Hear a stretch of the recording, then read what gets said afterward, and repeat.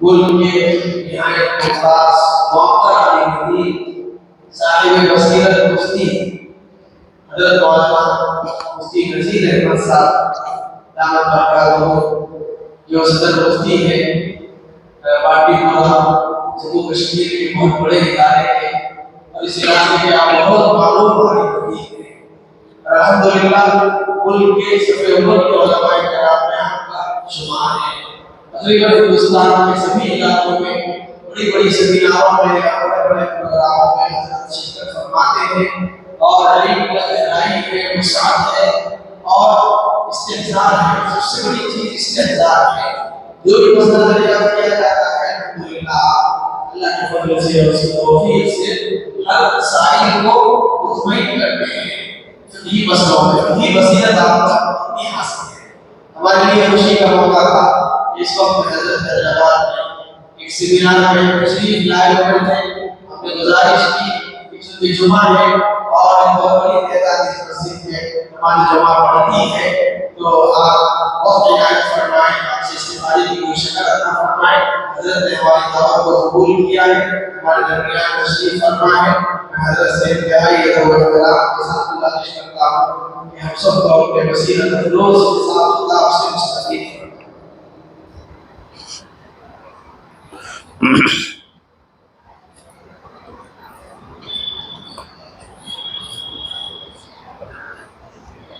بسم اللہ الرحمن الرحیم۔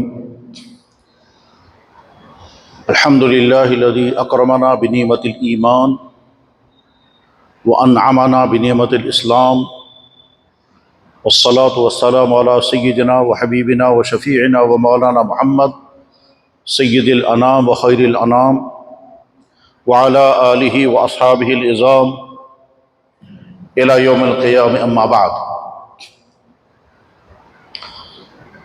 رضیت باللہ تعالی ربا وبالاسلام دینا وبمحمد صلی اللہ علیہ وسلم نبیا ورسولا،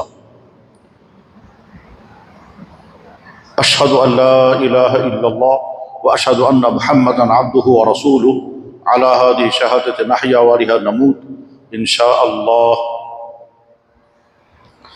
قال النبی صلی اللہ علیہ وسلم سیأتی علی الناس زمان یصبح الرجل مؤمنا ویمسی کافرا، وقال النبی صلی اللہ علیہ وسلم سیأتی علی الناس زمان یأتونکم من الاحادیث ما لم تسمعوا انتم وآباؤکم ولا آباؤکم فضلوا وأضلوا فإياكم وإياهم لا يفتنونكم أو كما قال عليه الصلاة والتسليم۔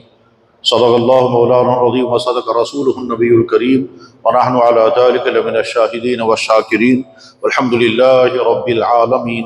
يا رب صل وسلم دائما أبدا على حبيبك خير الخلق كلهم۔ حضرات، اللہ نے انسان کو جو بہت ساری کوالٹیز صفات عطا کی ہیں، ان میں سے ایک صفت ہے انتخاب کرنا، چوزنگ کرنا، کسی چیز کو سیلیکٹ کرنا۔ انسان اس صفت کا استعمال کہاں کہاں کرتا ہے؟ جواب ساری زندگی کرتا ہے۔ زندگی کے ہر میدان میں انسان سلیکشن کرتا ہے، چوزنگ کرتا ہے، چیزوں کو منتخب کرتا ہے۔ اب ان سارے میدانوں کا تذکرہ اس وقت مقصد نہیں ہے، مقصد اس وقت کی بات کرنا ہے، اور وہ یہ ہے کہ جب ایمان والے بھائی مطالبہ کرتے ہیں، تقاضا کرتے ہیں یا فرمائش کرتے ہیں کہ فلاں جگہ آپ کو بیان کرنا ہے، تو انسان سوچے گا میں کس بات پر بیان کروں گا، کس ٹاپک پر بیان کروں گا۔ تو گویا چوزنگ کا مسئلہ آ گیا، موضوع منتخب کرنا ہے۔ اس موضوع کے منتخب کرنے میں انسان کبھی بہت کامیاب ہو جاتا ہے، کبھی غلطی ہو جاتی ہے۔ ایسا بھی ہو سکتا ہے کہ بیان کرنے والے نے ایسا موضوع لے لیا جو موضوع بہت اچھا ہے، بہت اہم ہے، لیکن شاید وہ وقت کی ضرورت نہیں۔ اور کبھی ایسا ہوتا ہے کہ بیان کرنے والا بہت اچھا موضوع منتخب کرتا ہے، لیکن وہ سامعین کی ضرورت نہیں، سامع کسی اور طبقے کے لوگ ہیں۔ مثلا اگر کسی جگہ جاب کرنے والے ہوں اور ہم ان کو بزنس کے مسائل سنائیں گے، تو بزنس کا مسائل تو تبھی ہوں گے جب وہ بزنس کر رہے ہوں گے۔ یا فرض کیجیے کسی جگہ پر نوجوان لڑکے ہیں انمیرڈ ہیں اور ہم ان کو بتائیں گے میاں بیوی کے حقوق، تو میاں بیوی کے حقوق بہت اہم مسئلہ ہے، مگر وہ جو سننے والے ان کا مسئلہ نہیں ہے وہ، تو اس لیے موضوع کا منتخب کرنا بہت زیادہ ضروری ہوتا ہے۔ مجھ سے میرے بھائیوں نے جب حکم کیا کہ تمہیں فلاں جگہ جمعہ پڑھنے کے لیے آنا ہے، تو میں سوچتا بھی رہا کہ کس موضوع پر مجھے بات کرنا چاہیے، ان سے بھی پوچھا، تو بہرحال اس سب کو سوچنے کے بعد خیال یہ آتا ہے کہ اس وقت مقامی سطح پر بھی، ملکی سطح پر بھی اور عالمی سطح پر بھی مسلمانوں کے بڑے بڑے مسائل کیا ہیں؟ تو جواب آگا بہت سارے ہیں۔ ان بہت سارے مسائل کی جب لسٹ بنے گی تو نمبر 1 پر کون سا مسئلہ ہوگا؟ بولنے والا اپنی مائنڈ سیٹ کے مطابق کہے گا میری نظر میں سب سے بڑا مسئلہ یہ ہے، تو کسی شخص کی نظر میں کچھ اور ہوگا، کسی کی نظر میں کچھ اور ہوگا، اور وہ سارے اپنی اپنی سوچ کے مطابق صحیح ہو سکتے ہیں۔ اور بہت سارے لوگوں کی رائے جو ہے وہ یہ ہے کہ اس وقت عالمی سطح پر بھی، ملکی سطح پر بھی، مقامی سطح پر بھی، بلکہ جہاں جہاں ہم رہ رہے ہیں وہاں سب سے بڑا مسئلہ یہ ہے کہ مسلمانوں کی نئی نسل، مسلمانوں کی نئی جنریشن جو آ رہی ہے، جو آ چکی ہے، جو کالجوں میں ہے، جو سکولوں میں ہے، جو کوچنگ سینٹروں میں ہے، جو مالز میں ہے، جو جاب کر رہی ہے، یہ نوجوان نسل اپنے ایمان، اپنے کردار اور اپنی صحت کو بچانے میں کامیاب رہ سکے گی یا نہیں؟ یہ امت مسلمہ کا کچھ کی نظر میں سب سے بڑا مسئلہ ہے، کچھ کی نظر میں دوسرے تیسرے نمبر کا مسئلہ ہو سکتا ہے، لیکن ہے اہم مسائل میں سے۔ وجہ یہ ہے، ایک تو خود جناب رسول اکرم صلی اللہ علیہ وسلم نے آئندہ پیش آنے والے حالات کے متعلق جو کہا ہے اس میں یہ بات یہ بھی کہی ہے کہ آئندہ کیا کیا ہوگا، اور یہ بات ذہن میں رکھنا چاہیے کہ جناب رسول اللہ صلی اللہ علیہ وسلم کو اللہ نے پورے عالم کے لیے نبی بنا کر بھیجا، اور کوئی نبی پورے عالم کے لیے نہیں تھا، اور کسی نبی کی نبوت پورے تمام انسانوں کے لیے نہیں تھی۔ ہر نبی اللہ کی طرف سے نبی تھا اور انسانوں کو گائیڈ کرنے کے لیے بھیجا گیا تھا، ان کو اللہ نے سچا دین عطا کیا تھا، مگر وہ ایک علاقے کے لیے ہوتے تھے، ایک قوم کے لیے ہوتے تھے، پوری دنیا کے لیے کوئی نبی بن کر نہیں آیا۔ پوری دنیا کے لیے نبی تو صرف ایک ہی ہے، وہ ہے محمد الرسول اللہ۔ اس بات کا اعلان اللہ نے بھی کیا، اللہ کے نبی نے خود بھی کیا، قرآن میں بھی ہے، حدیثوں میں بھی ہے۔ قرآن میں بھی اللہ تعالیٰ کہتے ہیں کہ آپ کہیے اے دنیا کے انسانوں میں تمام کے لیے نبی بن کر کے آیا ہوں، قل یا ایھا الناس انی رسول اللہ الیکم جمیعا۔ اور اللہ کے نبی نے اپنی زبان میں بھی ارشاد فرمایا، حدیث کی کتابوں میں ہے، بخاری میں حدیث ہے کہ آپ نے فرمایا کہ تمام نبیوں پر مجھے فضیلت عطا کی گئی ہے، ان میں سے ایک فضیلت یہ ہے کہ ہر نبی ایک قوم کے لیے بھیجا جاتا تھا اور مجھے پورے عالم کے لیے بھیجا گیا ہے۔ اس کا لازمی نتیجہ یہ نکلے گا کہ ہر نبی کا دین وقتی تھا، وہ اسی نبی کے ساتھ ختم ہو گیا، اور اگر ان نبیوں کا دین اس وقت دنیا میں ہے تو اوریجنل نہیں ہے، چاہے وہ موسیٰ علیہ السلام کا دین دنیا میں ہو، چاہے وہ عیسیٰ علیہ السلام کا دین دنیا میں ہو، چاہے وہ بائبل کی پہلی والی قسم ہو یا دوسری والی قسم ہو، بہرحال وہ اوریجنل حالت میں نہیں ہے، کیونکہ وہ تھے ہی وقتی طور پر، ان کی حفاظت کا کوئی انتظام اللہ کی طرف سے نہیں ہوا، نہ ان قوموں نے اپنے دین کو محفوظ رکھا، اور صرف جناب رسول اکرم صلی اللہ علیہ وسلم چونکہ قیامت تک کے لیے نبی، اس لیے آپ نے فرمایا آئندہ کیا کیا ہوگا۔ تو آئندہ کیا کیا ہوگا، اس میں بعض باتیں اتنی عجیب ہیں کہ انسان حیران ہو جائے گا اگر توجہ سے غور سے سنے گا کہ اللہ کے نبی نے 1400 سال پہلے وہ بات بیان فرمائی جو اس وقت ہو رہی ہے۔ مثلا اس وقت دنیا کا بہت بڑا فتنہ ہے گے ازم اور لیسبینزم، مرد مردوں سے شادیاں کریں گے، عورتیں عورتوں سے شادیاں کریں گی۔ اب یہ دنیا کی قومیں کیا کریں گے، کیا کر رہی ہیں، کیا قانون بن رہے ہیں، ہمیں اسے غرض نہیں ہے۔ ہم یہ تعجب کرتے ہیں، اور ایمان بڑھ جانا چاہیے جب انسان یہ سنے گا کہ ہمارے نبی نے 1400 سال پہلے کہا تھا یہ ہونے والا ہے۔ ہمارے نبی نے 1400 سال پہلے یہ بات کہی تھی کہ ایسا ہوگا، اور اس وقت لوگوں کو بڑا تعجب ہوا ہوگا کہ وہ کیسے لوگ ہوں گے جو مرد مردوں کے ساتھ جنسی ضرورتیں پوری کرنے کی کوشش کریں گے، عورتیں عورتوں کے ساتھ، LGBT جس کو کہتے ہیں۔ تو 1400 سال پہلے اللہ کے نبی نے جب یہ بات فرمائی، اس وقت سننے والے تعجب کرنے لگے، بلکہ بعض کہتے ہیں کہ صاحب یہ ہو ہی نہیں سکتا ہے، مگر چونکہ بولنے والے تھے اللہ کے نبی، اسے انکار نہیں کرتے۔ اگر کوئی اور ان کا کہنے والا ہوتا تو اللہ تو فوراً لوگ کہتے جناب یہ کیا بات آپ کہہ رہے ہیں، یہ نہیں ہو سکتا. لیکن چونکہ بولنے والے تھے اللہ کے نبی علیہ السلام اور سننے والے تھے صحابہ کرام، انہوں نے آنکھ بند کر کے مان لیا. تو ہمارے نبی نے 1400 سال پہلے یہ بات ارشاد فرمائی کہ ایسا ہوگا. ان من اشراط الساعہ ان یقتف الرجال بالرجال وتقتف النساء بالنساء. جب ہم نے یہ حدیث سنی اور پڑھی تو ہم نے سوچا پہلے دیکھیں گے حدیث ہے بھی یا نہیں. تو بلا شبہ حدیث ہے، بخاری اور مسلم صحیح ستہ میں تو نہیں ہے، لیکن باقی تقریباً 15 کتابوں میں یہ حدیث مل گئی کہ اللہ کے نبی نے فرمایا قیامت کی علامتوں میں سے ایک علامت یہ کہ آئندہ یہ ہوگا. تو جیسے بے شمار وہ باتیں اللہ کے نبی نے فرمائی جو اس وقت نہیں ہو سکتی تھی اور وہ آج پوری ہو چکی ہیں، اسی طرح سے اللہ کے نبی نے یہ بھی فرمایا کہ آئندہ الہاد کیسے پھیلے گا، ایتھیسزم کیسے پھیلے گا، بدکاریاں کیسے عام ہوں گی، نوجوان نسل کیسے بگڑے گی. الفاظ یہ نہیں ہیں مگر مقصد آپ کا وہی ہے کہ مسلمانوں کی نئی نسل تباہیوں کا شکار ہو جائے گی، ایمان سے ہٹ جائے گی، کردار خراب ہو جائے گا، بدکاریوں میں پھنس جائیں گے، دوسری قوموں کی نقالی کرنے لگیں گے. وہ ساری باتیں اللہ کے نبی نے بیان فرمائی ہیں. تو گویا اس وقت کا سب سے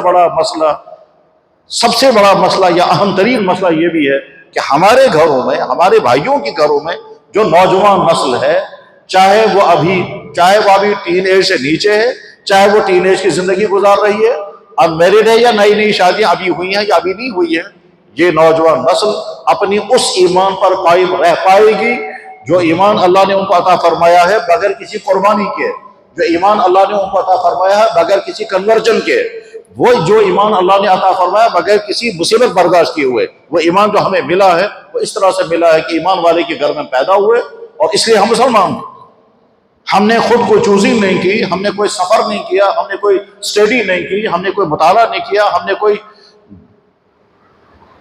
نہیں کیا ایسا کہ صاحب اس چیز کو چھوڑ کر ہم اس کی طرف آئیں گے چاہے کتنی مصیبتیں برداشت کرنی پڑی. یہ سارا امتحان ہمیں اس لیے نہیں دینا پڑا اس لیے کہ اللہ نے ہم کو ایمان والے کے گھر میں پیدا کیا.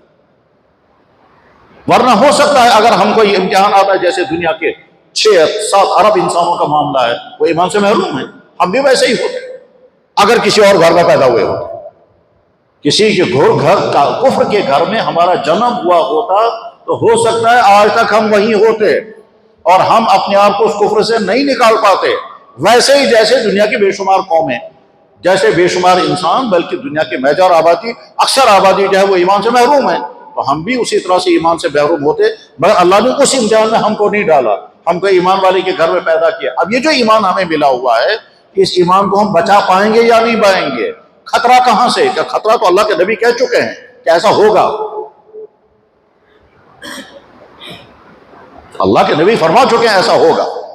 اور جب دنیا کے حالات کو دیکھتے ہیں تو جب مسلمانوں کے گھر میں افسوس پیدا ہو گئے، جب نوبت یہاں تک آ جائے کہ باپ مسجد کا امام ہے اور بیٹا کہتا ہے خدا ہے ہی نہیں، جب نوبت یہاں تک آ جائے تو یہ علامت اس بات کی ہے کہ خطرہ کن کن چیزوں کا ہے. تو میرے بھائیوں، جیسے بے شمار بھائیوں کا سوچنا یہ ہے کہ اس وقت مسلمانوں کے لیے جو چند بڑے بڑے مسئلے ہیں، ان بڑے بڑے مسئلوں میں سے ایک بڑا مسئلہ یہ ہے کہ ان کی نئی نسل نمبر 1 اپنی ایمان کو بچا پائے گی یا نہیں، یعنی اپنے ایمان پر قائم رہ سکیں گے یا نہیں. نمبر 2، اگر وہ ایمان پر قائم رہ سکے تو وہ کفر کے اثرات، وہ بدکاریوں کی معاملات ان کی زندگی میں تو نہیں آئیں گے، یعنی ان کا کیریکٹر، ان کی سیرت بچ پائے گی یا نہیں. اور نمبر 3 کہ مسلمان نئی نسل اپنی صحت کو بچا سکے گی یا نہیں. 3 چیزیں اللہ نے عطا فرمائی ہے، قیمتی دولت ہیں. نمبر 1 ایمان، نمبر 2 کردار، نمبر 3 صحت. اگرچہ آج کھانے پینے کی فراوانیاں ہیں اور قسم قسم کی چیزیں ہیں، مارکیٹ بھری ہوئی ہے، ٹھیک ہے، لیکن جتنی مضر صحت چیزیں اس وقت دنیا میں ہیں اس سے پہلے کبھی نہیں تھی. اس لیے جیسے پہلے بیماریاں تھیں اس سے کہیں زیادہ بیماریاں اس وقت ہیں. حالانکہ پہلے لوگ بھوکے رہتے تھے، فاقے وہ برداشت کرنے پڑتے تھے، وقت کا کھانا نہیں ملتا تھا، سیدھی سادھی روٹیاں کھانے والے تھے، اتنی بیماریاں نہیں تھی جتنے آج قسم قسم کے فاسٹ فوڈ اور قسم قسم کے جنک فوڈ اور قسم قسم کے ٹیسٹی کھانے کھائے جا رہے ہیں. اس کے باوجود بیماریوں کا سیلاب ہے. وہ بیماریاں جو کبھی پہلے بڑھاپے میں آیا کرتی تھی وہ بڑھاپے جوانوں کو اس وقت ہے. تو 3 مسئلے ہو گئے. نئی مسلمانوں کی نوجوان نئی نسل اپنی ایمان کو بچا پائے گی یا نہیں. نمبر 2 اپنی کردار، اپنے کیریکٹر کو بچائے گی یا نہیں، اور کامیاب ہو جائیں گے وہ اپنی صحت کو بچانے میں. یہ ہے آج کے مسلمانوں کی نئی نسل کا مسئلہ. یہ مسئلہ اس کا بھی ہے جو اس وقت جوانی کی زندگی گزار رہا ہے، اور یہ اس کا بھی ہے جس کے گھر میں جوان بچے ہیں۔ وہ ہمارا بچہ جو اس وقت جوانی کی زندگی گزار رہا ہے، یا اپنے گھر میں ہے یا گھر سے باہر ہے، کسی کالج میں ہے، کسی یونیورسٹی میں ہے، کسی تعلیمی ادارے میں ہے، کہیں جاب کر رہا ہے گھر سے دور، ہے گھر سے باہر، اور ابھی اس کا نکاح نہیں ہوا ہے، اس کا بڑا مسئلہ یہ ہے کہ جناب کفر کے، شرک کے، الحاد کے، ایتھیسزم کے وہ خطرناک اثرات کہیں تم کو اپنی لپیٹ میں نہ لے لیں، اور آج تم کہتے ہو مسلمان اور کل تم کہنے لگے ہو کہ نہ خدا کہیں ہے، نہ دین کوئی چیز ہے، نہ کوئی ہے، جیسا کہ ہو رہا ہے۔ اور چونکہ ادھر سے دینی مزاج کمزور ہے، معلومات صحیح نہیں ہے، نہ اللہ کی ذات کے بارے میں پورا تعارف ہے، نہ اللہ کے نبی کی ذات کے بارے میں پوری معلومات ہیں، نہ اسلام کی بنیادی بیسک تعلیمات کے بارے میں پوری معلومات ہے، نہ قرآن کی حقیقت کے بارے میں معلومات ہیں، کچی معلومات ہے، اور وہاں سے جو ویو آئے گی اس ویو میں آپ اپنے ایمان کو نہیں بچا پائیں گے، اس لیے خطرہ بہت بڑا ہے۔ اور اللہ کے نبی نے فرمایا بتا، اور اس وقت جو حالات معلوم ہیں تو ٹریفک دونوں طرف سے چل رہا ہے، دونوں طرف سے چلنے کے معنی یہ ہیں کہ کفر والے ایمان کی طرف آ رہے ہیں اور ایمان والے کفر کی طرف جا رہے ہیں۔ بلکہ یہ ہو سکتا ہے کہ ایک شخص بہت اچھا تھا پہلے اور اس وقت اس کی بہت بری حالت ہے، اور تقریباً روزانہ اس طرح کے تجربات سامنے آ رہے ہیں، اس طرح کے معلومات روزانہ سامنے آ رہی ہیں۔ بلکہ آج ہی صبح مجھے ایک لڑکے نے فون کیا جس کو میں جانتا ہوں اور وہ ملک سے باہر ہے، کسی یونیورسٹی میں ہے، اس سے کہا جناب ہم تو دیکھتے ہیں یہاں کہ پہلے آنے والا بچہ کچھ اور تھا، آج کچھ اور بن چکا ہے۔ پہلے وہ صف اول میں نماز پڑھنے والا تھا اور آج وہ کہتا ہے یہ نماز جو ہے یہ غرض یہ کہ میرے بھائیوں، میں براہ راست موضوع کی بات کرتا ہوں، سننے والوں میں جو لوگ نوجوان ہیں یا سننے والوں میں جن کے گھر میں نوجوان نسل ہے، ان دونوں بھائیوں کی خدمت میں بڑی دردمندی کے ساتھ یہ درخواست ہے کہ آپ اپنے ایمان اور اپنے بچوں کے ایمان کے لیے فکر مند رہیں، اور فقط رہنے کے معنی وہ ساری چیزیں کریں جس کے نتیجے میں آپ کا ایمان بچ پائے، اور اگر نہیں کریں گے تو خطرہ اس بات کا ہے کہ اندر کفر آئے گا اور چھپا رہے گا، اور یہ بھی ہو سکتا ہے کہ چھپا نہیں زبان پر بھی آ جائے گا۔ بے شمار مسلمانوں کے گھروں کے نسل کا حال بھی ہے کہ اندر کفر ہے، زبان پر وہ نہیں لاتے، اندر سے ان کو اطمینان ہی نہیں ہے، نہ خدا کی ذات پر، نہ آخرت پر، نہ نبی پر، نہ قرآن پر، نہ اسلام کے حقانیت پر، لیکن اس کو زبان پر نہیں لائیں گے۔ کیوں لائیں؟ نہیں اس لیے نہیں لائیں گے کہ اگر ہم نے زبان پر یہ بات لائی تو ہم گھر میں اجنبی بن جائیں گے، گھر میں کنٹروورسی پیدا ہو جائے گی، پھر آگے چل کر ہماری شادیوں کے مسئلے پیدا ہوں گے، پھر ہم سماج میں رہ نہیں پائیں گے۔ لہٰذا اندر ہی رکھو جو کچھ ہے، باقی پریکٹس تو کرنی نہیں ہے، پریکٹس تو کرنے والا تو پریکٹیشنر مسلم تو ہے ہی نہیں، نام اگر وہی ہے تو فرق کیا پڑے گا؟ تو اس طرح سے اندر کفر پالے ہوئے اور ظاہر میں مسلمان بچے ملیں گے۔ قرآن نبی کہا وَمِنَ النَّاسِ مَن يَقُولُ آمَنَّا بِاللَّهِ وَبِالْيَوْمِ الْآخِرِ وَمَا هُم بِمُؤْمِنِينَ، بے شمار وہ ہیں جو زبان سے کہتے رہیں گے ہم مومن ہیں، کہنے کے حد تک اندر ان کا کفر ہوگا۔ قرآن صرف ایک زمانے کے لیے کتاب نہیں تھی، جیسے اللہ کے نبی کے زمانے میں قرآن نے یہ بات کہی تھی، یہ قیامت تک کے لیے یہ بات ہے۔ ایسا ہو سکتا ہے کہ ایک انسان سمجھتا ہے میں مسلمان ہوں، اندر سے کفر آ چکا ہے، اور یہ بھی ہو سکتا ہے کہ وہ جانتا ہے میرے اندر کفر آ چکا مگر زبان سے بولے گا۔ دونوں باتیں ہو سکتی ہیں، اور سوسائٹی میں دونوں طبقے پائے جا رہے ہیں، بلکہ مسلمان گھروں میں پائے جا رہے ہیں۔ ایمان کہاں سے ختم ہو سکتا ہے؟ اللہ کی ذات کے بارے میں جب غلط تصورات پیدا ہونے لگیں گے۔ پہلا غلط تصور کیا؟ خدا ہے ہی نہیں، اور اس میں بہت بڑا دھوکہ آج کے زمانے میں، جس کو ہم نے دیکھا نہیں اس کو ہم مانتے کیوں نہیں؟ جو ہی آپ کہیں گے خدا، وہ کہتے ہیں پہلے ہمیں دکھاؤ، آپ نے کبھی دیکھا ہے؟ اور چونکہ معلومات سطحی ہیں اس لیے فوراً کہیں گے جی دیکھا تو ہے نہیں بس۔ چنانچہ اس وقت پوری دنیا میں خصوصاً سوشل میڈیا میں جو مسلمانوں کو، مسلمان نئی نسل کو ایمان سے ہٹانے کی مہم ہے وہ یہی ہے کہ خدا کے ذات کے بارے میں سوالات ہیں، اعتراضات ہیں، کنفیوژن اتنے زیادہ کریٹ کر دیے گئے ہیں کہ جو اس جنگل میں پھنسے گا جلدی نکل نہیں پائے گا، اور ہوتے آگے چل کر وہ ایمانی کو کھو دے گا۔ میں اس موقع پر بڑی اہمیت کے ساتھ یہ کہنا چاہتا ہوں، اگر اس زہر کا شکار کوئی آدمی ہو چکا ہو، اس کو ایک کام ضرور کرنا چاہیے، جو لوگ اسلام کی طرف آ رہے ہیں ان کی ویب سائٹیں پہ دیکھیں، وہ آپ کو سمجھائیں گے کہ دیکھو ہم کو اسلام کی کون سی چیز پسند آئی، سمجھ میں آئی۔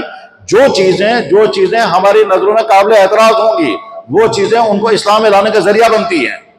اور حیرت کے ساتھ وہ کہتے ہیں کہ صاحب اس چیز ہے تو ہم کو، اور اس کے بعد جب اسلام کو قبول کرتے ہیں، اسلام قبول کرنے کے بعد پھر دیکھیں نماز ہم کو مشکل لگ رہی ہے، ان کو کتنا سکون آتا ہے۔ مسلمان عورتوں کو پردہ مشکل لگ رہا ہے، ان عورتوں کو پردہ کرنا کتنا اچھا لگتا ہے۔ مسلمان عورت بے حیائی کی طرف دوڑنا چاہتی ہے، ان کو باحیا بن کر کے کتنا لطف آتا ہے۔ یعنی کفر کی زندگی، عیاشی، فحاشی اور گندگی کی زندگی چھوڑ کر کے جب وہ ایمان والی اور کردار والی زندگی اپناتی ہیں تو ان کو زندگی میں کتنا سکون، کتنی شانتی، کتنی خوشیاں ملتی ہیں۔ ان چیزوں کو، جن چیزوں کا مسلمان سمجھتا ہے یہ تو مصیبت ہے، پریشانیاں ہیں۔ تو اللہ کی ذات کے بارے میں اگر کہیں کنفیوژن ہوا تو اس کا حل ڈھونڈیں، بجائے اس کے کہ آپ شک کا شکار ہو جائیں۔ اللہ کے نبی علیہ السلام کی ذات عالی کے کسی ایک ٹاپک کے متعلق، اور سمجھ لیں دنیا میں بے شمار افراد نے، بے شمار طبقات نے کچھ عنوانات اٹھا رکھے ہیں جس سے مسلمان نوجوان کو کنفیوز کیا جائے، اور وہ انہیں کو رپیٹ کرتے رہیں گے، انہیں کو گھما گھما کر کے بیان کرتے رہیں گے، اور جو اس کو سنتا رہے گا، پڑھتا رہے گا، ڈگر پر قائم رہنا بہت مشکل ہے۔ وہ اتنی پرکشش اور زہریلی چیزیں ہیں کہ آپ اپنی ایمان کو نہیں بچا پائیں گے اگر ان کی باتیں بار بار سنتے رہیں گے۔ اس قدر وہ مطلب بظاہر لگتا ہے لاجک بھی ہے، فلسفی بھی ہے، ڈاٹا بھی ہے، یہ بھی ہے، یہ ساری چیزیں جمع کر کے بالکل قرآن کریم اللہ تعالیٰ فرماتے ہیں شیطان جب کسی پر حملہ آور ہوتا ہے تو اس کی مثال قرآن نے بیان فرمایا ڈاکوؤں کی طرح، کہ ڈاکو چاروں طرف سے اپنی فوج کو لگا کر کے پھر مکان چیز، اسی طرح سے شیطان چاروں طرف سے حملہ کر دے تاکہ آدمی اپنی ایمان کو بچا نہ سکے۔ اسی طرح سے آج کے الہادی لوگ، آج کے ایتھیسٹ، اور ان ایتھیسٹوں میں نہ جانے کون کون ہیں جو ہیں تو کچھ اور، نام کچھ اور ہے، وہ کافر لیکن نام کہیں گے ایکس مسلم، اور وہ تمام اسی مہم پر لگے ہوئے ہیں۔ ویب سائٹیں یہی کام کر رہی ہیں، ادارے یہی کام کر رہے ہیں، طبقات یہی کام کر رہے ہیں، کتابیں وہی آ رہی ہیں، تھیوریاں وہی لائی جا رہی ہیں تاکہ مسلمان نوجوان نسل اپنی ایمان سے ہاتھ دھو بیٹھے۔ تو ایک تو اپنی ایمان کی حفاظت کریں گے، اس حفاظت کرنے کے لیے فکر مند رہنا بھی ضروری ہے، اور اس حفاظت کرنے کے لیے یہ بھی ضروری ہے کہ کنفیوژن کہاں سے آ رہا ہے، اس کنفیوژن سے اپنے آپ کو بچانے کا طریقہ کیا ہوگا، اور کن سے مل کر کے۔ انسان جب بیمار کا شکار ہوتا ہے تو اچھے سے اچھے ڈاکٹر کو ڈھونڈتا ہے۔ بس ٹھیک اسی طرح سے اگر کوئی نوجوان لڑکا، یاد رکھیں وہ ہمارے بچے جو مدرسوں میں ہیں، جو تبلیغ کے ساتھ جڑے ہوئے ہیں، ان کو بھی خطرے ہیں لیکن کم، لیکن وہ ہمارے بچے جو نہ تبلیغ میں ہیں، نہ مدرسے میں ہیں، نہ اسلامی لٹریچر وہ پڑھ رہے ہیں، ٹھیک، نہ اسلامی ویب سائٹیں ہیں، وہ اس سے باہر ہیں، اس سے باہر جو بچے ہیں انہی کو خطرے ہیں۔ اور یہ ویو جب چلتی ہے، دنیا کی تاریخ جن لوگوں نے پڑھی ہوگی، وہ جو ویو جب چلتی ہے تو اس کے بعد پھر کچے ایمان والے فوراً ایمان چھوڑ دیں گے۔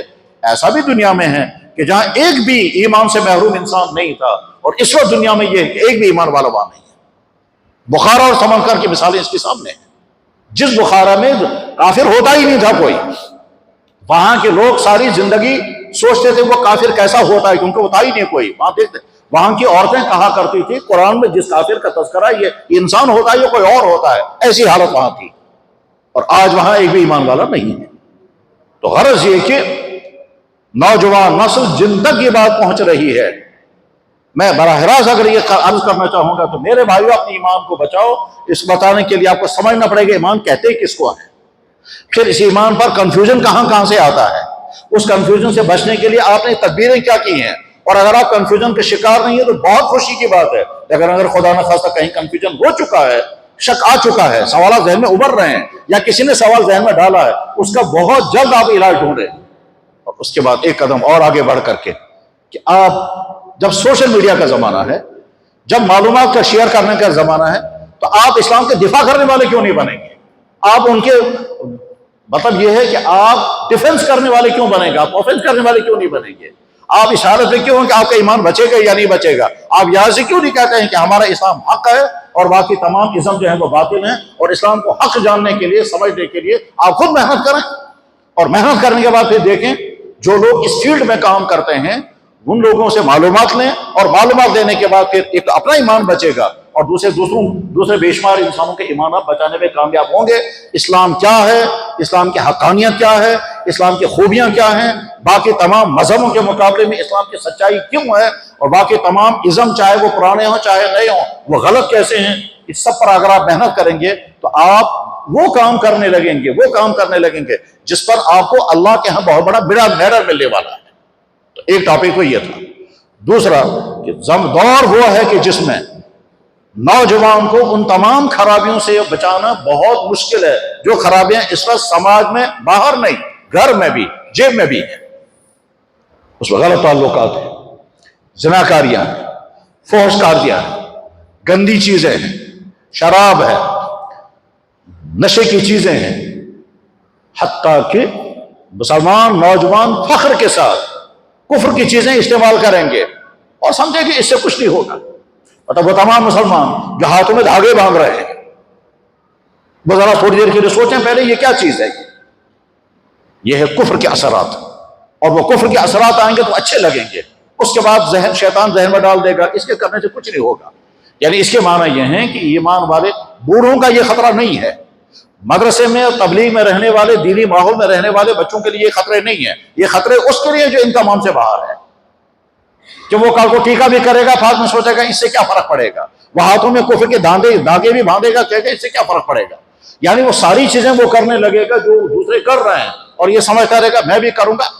اور ساتھ میں یہ بھی ذہن میں رکھنا چاہیے کہ کفر والے اپنی کافرانہ چیزوں کو کبھی فیشن کے طور پر لائیں گے اور فیشن پر عام کر دیں گے، اس کے بعد پھر لوگ اس کو اپنانے لگیں گے، اس لیے نہیں کہ ہم ان کے مذہب کی چیز اپنا رہے ہیں، اس لیے کہ ہم اس کو فیشن کے طور پر لے رہے ہیں، اور وہ فیشن نہیں، اصل میں وہ کفر کی چیز ہوگی، مشرکوں کا عمل ہوگا۔ ہاتھوں میں کڑے باندھنا، زنجیریں ڈالنا، دھاگے باندھنا، کالے لال پیلے دھاگے باندھنا، یہ تو کفر ہے، لیکن ماحول ایسا بنے گا وہ لگے کہ اس میں کیا فرق پڑے گا، اس کے کرنے سے کچھ نہیں ہوگا، سب کچھ نہیں ہوگا، لیکن یہ بتائیے کیا ہوتا ہے اس سے کرنے سے؟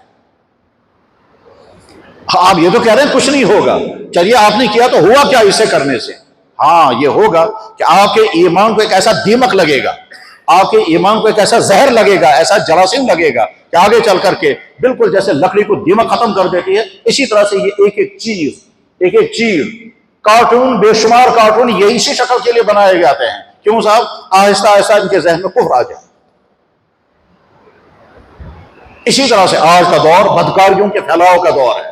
اب تو زمانہ وہ آ گیا ہے کہ الکا صاحب یورپین کلچر چونکہ ساری دنیا کے لیے آئیڈیل کلچر ہے، اسے ساری دنیا کے چل رہی ہے، تو اب بدکاریاں کوئی عیب نہیں رہا، غلط تعلقات کوئی عیب نہیں رہا، زناکاریاں کوئی بری بات نہیں رہی، بلکہ اللہ کے نبی نے جو فرمایا تھا وہ ہو رہا ہے کہ وہیں سے پیچھا ہوگا۔ اللہ کے نبی نے فرمایا تھا کہ وقت آئے گا کہ ایسی عورتیں جو کپڑے پہننے کے باوجود ننگی ہوں گی، اب ساری دنیا دیکھ رہی ہے۔ ہمارے نبی نے 1400 سال پہلے کہا تھا، اس وقت دنیا کی کوئی قوم ایسی نہیں تھی جو ننگا ہونے کو اچھا سمجھتی ہو، اور اس وقت اللہ کے نبی نے فرمایا تھا کہ ایسا وقت آنے والا ہے۔ اس وقت دنیا کی کوئی قوم ایسی نہیں تھی کہ مرد شوق کریں گے عورتوں جیسے کپڑے پہننے کے لیے اور عورتیں شوق کریں گے مردوں جیسے کپڑے پہننے کے لیے۔ اس وقت اللہ کے نبی نے فرمایا تھا کہ ایسا ہوگا، ساری دنیا دیکھ رہی ہے اس وقت کہ صاحب عورتیں کپڑوں کے ذریعے مرد بننے پر تلی ہوئی ہیں، اور مرد جو ہیں وہ عورتوں جیسے شکلیں بنانے کی کوشش کر، بلکہ اب تو اس سے بھی آگے چل کر کے اب تو ایسا طبقہ بھی دنیا میں آ چکا ہے جو جانور بننا چاہتا ہے، اور فخر کے ساتھ کہتے ہیں کیونکہ وہ سب کر کے تھک چکے، اب ان کے پاس سکون کی کوئی جگہ رہی نہیں ہے، اب وہ جانور بن کر ہی چاہے سکون۔ اس میں انسان کی کچھ نفسیاتی چیزیں بھی ہیں۔ وہ نفسیاتی چیزیں کیا ہیں؟ انسان چاہتا ہے کہ میں پاپولر ہو جاؤں، انسان چاہتا ہے کہ صاحب میرے فالوور بن جائے، انسان چاہتا ہے کہ مجھے لوگ دیکھنے لگے، یہ کچھ اب وہ نیا کرنے کے لیے کیا کیا کرے گا، اسی کے لیے کوئی یہی ہوگا۔ تو اللہ کے نبی علیہ السلام نے فرمایا تھا کہ مرد عورتوں جیسے بنیں گے، عورتیں مردوں جیسے بنیں گی، عورتیں مردوں کا پیچھا کریں گے، مرد عورتوں کا پیچھا کریں گے۔ اس ساری صورتحال میں ہمارے نوجوان کے لیے اسلام کا سوال یہ ہے، آپ اپنی جوانی کو بچائے ہوئے ہیں، داغدار ہو گئی ہے، آپ ان خرابیوں کا شکار تو نہیں ہو گئے جن خرابیوں کا ڈر اللہ کے نبی علیہ السلام کو تھا اس وقت بھی، اور آپ نے فرمایا تھا امت میں آگے یہی سب سے بڑا خطرہ ہے۔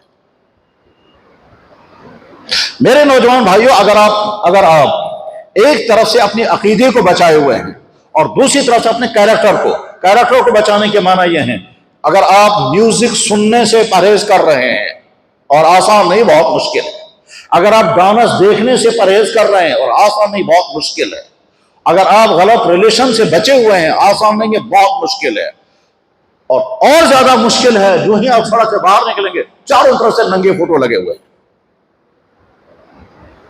اور چونکہ آج کا زمانہ ترقیات کا زمانہ ہے، فوٹوگرافی نے اتنی ترقی کر لی ہے کہ ایکچوئل باڈی اور فوٹو کے بارے میں کوئی فرق نہیں ہے، تو ہر مرد کے لیے یہ امتحان ہے کہ ہم اپنی آنکھوں کو بچا پائیں گے اس گندے فوٹو سے، اور ہر طرح پر لگے ہوئے ہیں۔ ہر نکڑ پر لگے ہوئے ہیں، الماز میں لگے ہوئے ہیں، ایک اندر ماڈل بیٹھی ہوئی ہے، ایک باہر ماڈل لگا ہوا ہے، دونوں ایک ہی جیسے ہیں. اور یہ امتحان ہے آج کے نوجوانوں کے لیے، اور نوجوانوں کے لیے، ہر مرد کے لیے. دوسری قوموں کا مسئلہ وہ تو وہ جانیں گے، لیکن ہمارا مسئلہ یہ ہے کہ ہم سے ہر مرد کے لیے امتحان ہے. اور ادھر سے اللہ کے نبی علیہ السلام کا قانون بالکل صاف ہے، چاہے وہ ہضم ہو یا نہ ہو، اور چاہے اس کو لوگ سننا پسند کریں یا نہ کریں، لیکن اللہ کے نبی علیہ السلام کا قانون بالکل صاف ہے. آپ نے فرمایا آنکھوں کی حفاظت. اللہ کے نبی تو دعا کرتے تھے، یا اللہ میری آنکھوں کو خیانت سے بچانا، اللہم طہر قلبی من النفاق وعینی من الخیانہ، یا اللہ میری آنکھ کو خیانت سے بچانا. اب گویا ہم اپنی آنکھوں کی خیانت کا شکار ہو گئے ہیں، لیکن آسان نہیں ہے اپنے آپ کو بچانا. بلکہ سچ اگر پوچھیں، اگر خالص اسلامی نقطہ نظر سے ہم زندگی گزارنا چاہیں گے تو آنکھ کھولنے کا بھی حق نہیں ہے. ایسی صورت حال ہے. لیکن جو ہی ہم یہ بات کہیں گے تو یا تو اندر سے ذہن سے خیال آئے گا، یا باہر سے کوئی کہے گا اسلام اتنا سخت ہے، اسلام اتنا تنگ نظر ہے، اس سے کیا ہوگا؟ کہ جناب اسلام تنگ نظر نہیں ہے، سخت نہیں ہے، اسلام اصول ہے، اور وہ اصول برقرار رہے گا چاہے دنیا کی قومیں مانیں یا نہ مانیں، آپ کو ہضم ہو یا نہ ہو. جب ایمانی حص کمزور ہوتی ہے تو نبی کی باتیں جو ہے وہ مشکل لگتی ہیں. آپ جا کے میڈیکل والوں سے پوچھیں، جب ڈاکٹر آپ کو کہے گا ان چیزوں کا علاج کرنا ہے، دنیا کے کوئی انسان نہیں کہہ سکتا کہ صاحب میڈیکل بڑا مشکل ہے. اگر انسان کسی بیماری کا شکار ہے اور ڈاکٹر یہ کہتا ہے کہ صاحب آپ کو یہ دوائیاں کھانے اور یہ پرہیز کرنا ہے، اور پرہیز بہت سخت قسم کا آ گیا، معدے میں السر ہو گیا، انتڑیوں کا کینسر ہو گیا، اور ڈاکٹر نے سخت قسم کا پرہیز لکھا کہ آپ کو یہ بھی نہیں کھانا ہے، یہ بھی نہیں کھانا، دنیا کے کوئی پیشنٹ نہیں کہے گا کہ صاحب میڈیکل تو بڑا سخت ہے. وہاں کہیں گے رول اصول ہے. شہروں میں ایک ایریا ہوتا ہے جہاں کوئی ابھی نہیں جان سکتا ہے، کنٹونمنٹ ایریا، ٹھیک ہے، وہاں بین لگے کوئی نہیں جا سکتا، وہاں کوئی نہیں کہے گا صاحب رول تو ایسا ہے، وہاں تو رول ہے. ایسے ہی اسلام کے اپنے اصول ہیں. تو اسلام نے آنکھوں کے لیے قانون بنایا کہ غیر عورتوں کو نہیں دیکھیں گے، غیر عورتوں کے فوٹو نہیں دیکھیں گے. یہ آج کے مردوں کے لیے امتحان ہے. تو غرض یہ کہ پہلی چیز جو نوجوانوں کو ہے اپنے ایمان کو بچاؤ. دوسری چیز نوجوانوں کے لیے یہ ہے کہ وہ اپنے کیریکٹر کی حفاظت کریں، اور کیریکٹر کی حفاظت کرنے کے لیے آپ کو موبائل کے غلط یوزنگ سے اپنے آپ کو بچانا ہوگا. کیریکٹر کی حفاظت کے لیے آپ کو اس پارٹی سے دور رہنا ہوگا جس پارٹی میں ڈانس ہوتے ہوں گے، جس پارٹی میں غلط چیزیں پی جاتی ہوں گی، جس پارٹی میں اور نہ جانے کیا کیا ہوتا ہوگا، اس سے اپنے آپ کو دور رکھنا ہوگا. اور اس دور رکھنے میں جب امتحان آئے گا تب پتہ چلے گا آپ اپنے آپ کو دور رکھ پائیں گے یا نہیں پائیں گے. امتحان بہت مشکل، آسان نہیں ہے. آسان نہیں کا مطلب میں واضح کرتا ہوں حدیث سے، بخاری شریف میں حدیث ہے. اللہ کے نبی علیہ السلام نے ارشاد فرمایا 7 آدمی قیامت کے دن عرش کے سائے کے نیچے ہوں گے. سبعۃ، عرش کے نہیں، اللہ کے سائے کے نیچے ہوں گے. سبعۃ یظلھم اللہ تعالیٰ فی ظلہ یوم لا ظل الا ظلہ. 7 آدمی قیامت کے دن عرش کے سائے کے نیچے، اللہ کے سائے کے نیچے ہوں گے. ان 7 آدمیوں میں سے ایک وہ نوجوان جس نوجوان نے جوانی کو تمام برائیوں سے بچایا ہوگا. دوسرے نمبر پر اور تیسرے نمبر پر یا چوتھے نمبر پر آپ نے کیا فرمایا؟ وہ مرد جس کو کسی خوبصورت عورت نے گناہ کا آفر کیا، وہ مرد جس مرد کو کسی خوبصورت عورت نے گناہ کی دعوت دی. حدیث کے الفاظ میں سنا دیتا ہوں، رجل دعته امرأة ذات جمال و حسب. ایسی عورت جس کو کسی خوبصورت، ایسا مرد جس کو کسی خوبصورت عورت نے، جو خوبصورت اور خاندانی عورت ہے، اونچے خاندان کی، ذات جمال و حسب، اس نے دعوت دی، یعنی آفر کیا گناہ کرنے کا. فقال، اس مرد نے کہا انی اخاف اللہ، میں اللہ سے ڈرتا ہوں، میں نہیں کر سکتا. ہم سب اپنے آپ کو میٹر لگا کے دیکھیں، اگر ہم کو ایسا امتحان آ گیا تو بچ پائیں گے؟ ہو سکتا ہے ہم یہ سمجھیں گے شاید نہیں بچ پاؤں گا، ہو سکتا ہے ہم یہ سمجھیں گے نہیں ہم تو بچیں گے، لیکن اس وقت کیا ہوگا کچھ نہیں معلوم. یہ ڈیپینڈ کرتا ہے اس وقت ہمارا ایمان طاقتور ہے یا ہماری نفسانیت طاقتور ہے. ایمان طاقتور ہوگا تو بچ جائیں گے، نفسانیت کے نیچے دب گئے تو کر جائیں گے، خصوصاً جب وہیں سے آفر آئے گا. تو آج کے نوجوانوں کا بہت بڑا مسئلہ یہ ہے کہ وہ اپنے کیریکٹر کو بچائیں ان تمام زہریلی چیزوں سے، ان تمام عیاشوں سے، فحاشیوں سے، ڈانس محفلوں سے، غلط تعلقات سے، یہ کفر کے دھاگے باندھنے سے، یہ ٹیکے کرنے سے، غلط لباس پہننے سے، غلط سوچ اپنانے سے، موبائل کے غلط یوز کرنے سے، فضول خرچیاں کرنے سے. ان سے اپنے آپ کو بچائیں گے. اور وہ پتہ کب چلے گا کہ جس دن آپ کا نکاح ہو یا جس دن بڑھاپا شروع ہو جائے 40 سے اوپر جب چلے جائیں تو پچھلی جوانی کو سوچیں گے میں نے کیا کیا کیا ہے. اس پچھلی جوانی کو سوچتے ہوئے خیال آئے گا فلاں جگہ میں گناہ سے بچ گیا تھا. اس قدر خوشی ہوگی, ایک ایسی فرحت کا احساس ہوگا, بلکہ آپ سوچیں گے کہ شاید اس پر مجھے اللہ کی طرف سے ضرور کوئی نہ کوئی میڈل ملے گا, مل چکا ہوگا. رجل دعت امرأۃ ذات جمال ماتب, اس میں پہلے نمبر پر فرمایا گیا وہ مرد امام عادل. لیکن وہ امام عادل کی تشریح بیان کرنے کا وقت نہیں ہے, شارٹ میں سمجھ لیجئے. آج کے نوجوان نسل کو اپنی ایمان کی بھی حفاظت کرنی ہے. میرے بھائیوں, آپ میں سے جو سن رہا ہے, جن تک یہ بات پہنچے گی, اور سارے علماء, سارے بزرگ اور سارے دین کے سکالر جو ہیں وہ جو کوئی بیان کرتے ہیں وہ سب اس وقت یہ بات جن تک پہنچے گی. نمبر 1 اپنی ایمان کی حفاظت, اور اس ایمان کی حفاظت کے لیے کیا کیا کرنا ہوگا وہ خود سمجھ لیں. نمبر 2 اپنی کیریکٹر کی حفاظت. اگر آپ کیریکٹر کو بچا چکے ہیں اب تک تو بہت مبارک, آپ کو تو بہت بڑا میڈل اللہ کے ہاں سے طے ہے. وہ اللہ کے نبی نے فرما دیا ہے کہ قیامت کے دن سب سے پہلے جو جوان کا سب ان میں سے ایک سوال جوانی کیسے گزاری تھی, اور وہ جوانی اگر آپ نے اچھی طرح سے اب تک گزاری ہے, آئندہ اور اپنی حفاظت کریں. آپ گھر سے باہر ہیں, آپ کی جیب میں موبائل ہیں, آپ اپنے بیڈ روم میں ہیں, آپ مالز میں ہیں, سڑکوں پر ہیں, کالجوں میں ہیں, دفتروں میں ہیں, وہاں ننگا پن ہے, وہ سب کچھ ہے. اس پورے ماحول میں رہتے ہوئے اپنی ایمان کی بھی حفاظت اور اپنے کیریکٹر کی حفاظت. اور تیسری چیز اپنی صحت کی حفاظت کے معنی یہ ہیں وہ تمام غلط حرکتیں, وہ تمام ایکشنز جن کی بنا پر نوجوانوں کی صحت برباد ہوتی ہے. کاش آپ کو سمجھ میں آ جائے اس کا مطلب کیا ہے. اور نمبر 2 وہ تمام چیزیں جو کھائی جا رہی ہیں صرف ٹیسٹ کی بنا پر, ٹیسٹی ہیں, ہیلتھی نہیں ہیں, ان تمام چیزوں کو کھانے کے نتیجے میں آپ کو وقتی طور پر مزہ تو آئے گا, لیکن بعد میں وہ آپ کی صحت کے لیے زہر ہے. اور ساری دنیا میں وہ زہریلی چیزیں لوگ شوق سے کھا رہے ہیں. یہ سارے کولڈ ڈرنک, آج تو انوائرمنٹ کا زمانہ ہے, ویب سائٹ میں دیکھیں ان کولڈ ڈرنکوں کے فائدے کیا ہیں, کیسے ان سے بیماریاں آ رہی ہیں, لیکن ساری دنیا کو پی رہی ہے.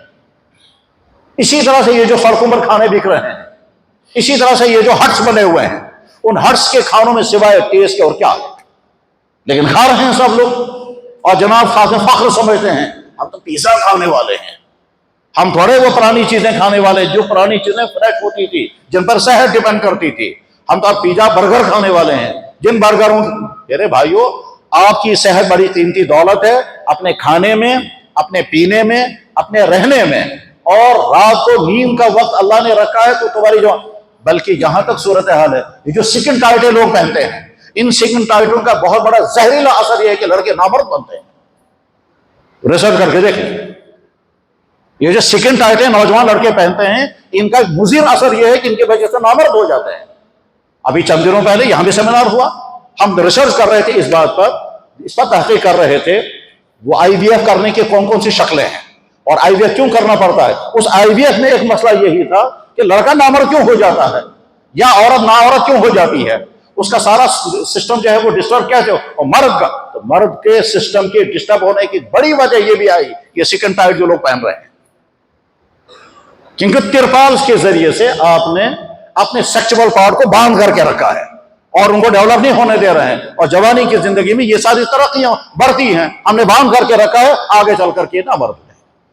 تو اپنی صحت کی حفاظت, بس میں بات ختم کر رہا ہوں, اپنا ایمان, اپنا کردار اور اپنی صحت, ان 3 چیزوں کو بچانا ہے ہر اس بچے کو جو نوجوان ہے اور ہمارے بھائی کی اولادیں ہیں. آپ ہمارے بھائیوں کی اولادیں ہیں, تمہارے والدین ہمارے بھائی بہن ہیں, دینی بھائی بہن ہیں. اور ہر اس والدین کو جن کے گھر میں اللہ نے بچے عطا فرمائے ہیں, اپنے بچوں کی میرے بھائیوں فکر کرو. ایسا نہ ہو کہ آپ کمانے میں لگے ہوئے ہیں, پیسہ جمع کرنے میں لگے ہوئے ہیں, اچھے مکان اور اچھی, اور ساتھ میں لیکن تمہاری نوجوان سے کہیں جا چکی ہے, ان کا ایمان ختم ہو چکا ہے, ان کا کردار متاثر ہو چکا ہے. اگر یہ ہوا تو آپ نے پایا نہیں, آپ نے بہت زیادہ کھویا. جناب رسول اللہ صلی اللہ علیہ وسلم نے جو پیشن گوئیاں فرمائی تھی, ان پیشن گوئیوں کا اہم ترین پارٹ وہی ہے جن حدیثوں کو سامنے رکھ کر کے میں نے یہ بات کہی ہے. اپنا ایمان, اپنا کردار, اور کردار میں کم سے کم 5 چیزیں: بدکاری کا غلط تعلقات سے بچنا, ڈانس میوزک سے بچنا, فضول خرچوں سے بچنا, دوسری قوموں کی چیزیں اپنانے سے بچنا, جیسے یہ داغے اور ٹیکے اور جیسے تھرکنا اور یہ کرنا, یہ ساری دوسری قوموں کی چیزیں. کارٹونوں کے ذریعے سے تمہارے گھروں میں کیا پہنچایا جا رہا ہے, اس کے پیچھے کفر ہوتا ہے. ہم سمجھتے ہیں بچوں کو ہم کارٹون دکھا رہے ہیں اور اس کے آہستہ آہستہ ان کے ذہنوں میں بھگوان اور وشنو اور پتہ نہیں کون کون آ رہا ہے.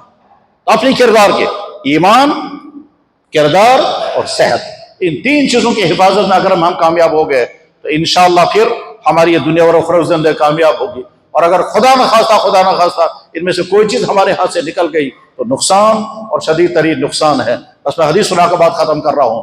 جناب رسول اللہ صلی اللہ علیہ وسلم نے حجۃ الوداع میں لوگوں کو مخاطب کرتے ہوئے جو بے شمار باتیں فرمائی تھی، ان میں سے اہم ترین بات یہ بھی فرمائی تھی کہ لوگوں، میں تم سے پہلے رخصت ہونے والا ہوں اور حوض کوثر پر تمہاری مجھ سے ملاقات ہوگی. خبردار اس حال میں میرے پاس مت پہنچنا کہ تمہاری وجہ سے مجھے وہاں شرمندگی اٹھانی پڑے. میں حدیث کے الفاظ سنا دیتا ہوں. ہماری حدیث کی کتابوں میں کتاب اس کو کہتے ہیں ابن ماجہ، مدارسوں میں پڑھائی جاتی ہے سیاہ ستہ میں سے. سنن ابن ماجہ میں موجود الفاظ موجود ہیں. آپ نے فرمایا ایھا الناس انی فرضتکم علی الحوض، لوگوں میں تم سے پہلے حوض کوثر پر رخصت ہو کے پہنچا. وانی مقاتل بکم الامم، میں وہاں قوموں پر فخر کروں گا میری امت کے لوگ کتنے اچھے ہیں.